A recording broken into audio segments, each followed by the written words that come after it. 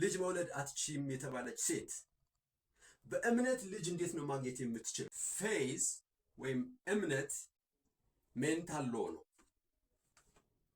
የአእምሮ ህግ ነው። የምንፈልገውን ነገር ሁሉ እንድናገኝ የሚያደርገን ስፒሪቹዋል ሎው ነው። በመጽሐፍ ቅዱስም በጸሎት የጠየቃችሁትን እንደተቀበላችሁ ብታምኑ ይሆንላችኋል። ይህ ጥቅስ ሜንታል ሎው ምን ማለት ነው? አንድን ነገር የምናገኘው የምንፈልገውን ነገር የምናገኘው መጀመሪያ ነገርየው በእጃችን እንዳለ ስናምን ነው። ጸሎት ማለት ምን ማለት ነው? በጸሎት መጠየቅ ማለት ምን ማለት ነው? የውስጥ ዲዛየር ነው፣ የውስጥ ፍላጎት ነው፣ የውስጥ መሻት ነው። ጥልቅ የሆነ ፍላጎታችን ነው ጸሎታችን። በርኒንግ ዲዛየር የምንለው ጸሎታችን ነው። ኦኬ። ሁለተኛው እንደተቀበላችሁ ብታምኑ የሚለው እንደተቀበልን እንዴት ነው የምናምነው? እንደተቀበልን የምናምነው ያ በጣም የምንፈልገው ነገር ሁልጊዜም የሚያጓጓን ነገር በህይወታችን እንዳለ አክት ስናደርግ ነው።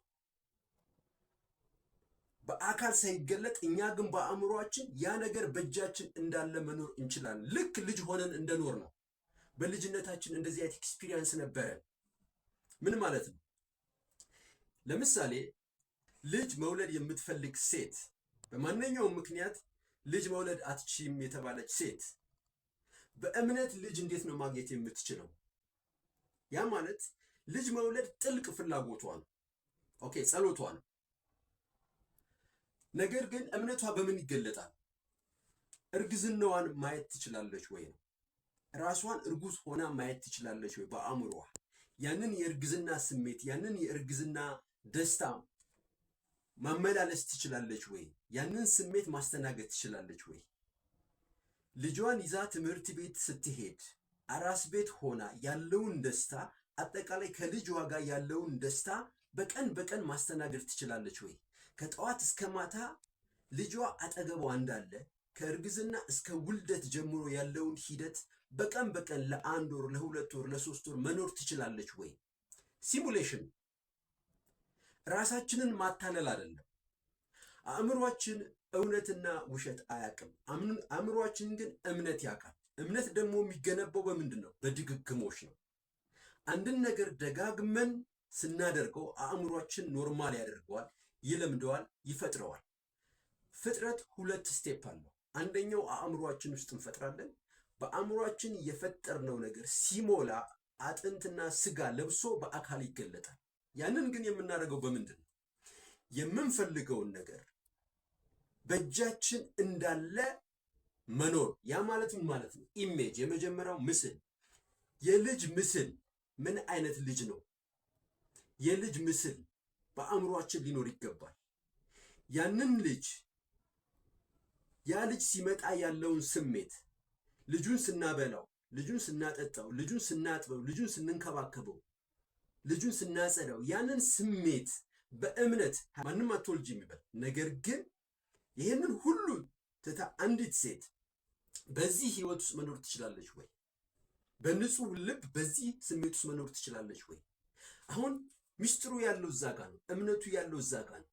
በህመምም በጤናም በማንኛውም ምክንያት ልጅ አትወልጅም ብትባል፣ ነገር ግን የማይሻረው ያ እምነት፣ ያ ስሜት፣ ያ ምስል፣ ያ ህይወት ግን ልጁን ይፈጥረዋል። ይህ የተፈጥሮ ህግ ነው፣ የሰው ህግ አይደለም። ይህ ራስን ማሞኘት አይደለም። ይህ የተጻፈ የአእምሮ ህግ ነው። አንድ ሰው ታሞ ተኝቶ መዳን ትልቅ ጸሎቱ ነው። መዳን ድኖ መነሳት ትልቅ ጸሎቱ ነው። ነገር ግን እንዴት ሊነሳ ይችላል? ኦኬ፣ በእምነት። እምነቱን እንዴት ተግባራዊ ሊያደርገው ይችላል? ሁልጊዜ ማየት ያለበት ራሱን ከአልጋ ተነስቶ ከጓደኞቹ ጋር ሲቀላቀል፣ ከአልጋ ተነስቶ ስፖርት ሲሰራ፣ ከአልጋ ተነስቶ ስራ ሲሰራ፣ ከአልጋ ተነስቶ ከሰዎች ጋር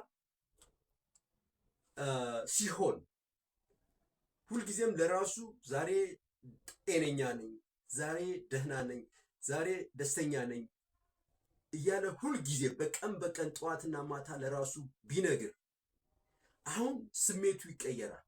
አሁን ለራሱ ያለው ምስል ይቀየራል። አሁን ለራሱ ያለው ስሜት ይቀየራል። ይህ ሰው ከአልጋ ይነሳል። ሕግ ስለሆነ እምነታችን ይህን ያህል ፓወርፉል ነው። እምነት ማለት ተግባራዊ የሆነ ነገር ነገር ግን ሁልጊዜ ችግራችን ላይ የምናስብ ከሆነ ሁልጊዜ ህመማችንን ብቻ የምናዳምጥ ከሆነ ሁልጊዜ ስለ ህመማችን ብቻ የምናወራ ከሆነ አሁን አልጋ ላይ እንቆያለን። ነገር ግን ፖላራይዝ ማድረግ ከቻለን ካለንበት ሁኔታ ወደምንፈልገው ሁኔታ ሄደን ማሰብ ከቻለን ያንን ምስል ማምጣት ከቻለን እንድናለን። ይህ የኔና የእናንተ ህግ አይደለም። ይህ ሜንታል ሎ ነው። ይህ ስፒሪቹዋል ሎ ነው። ሞክሩት።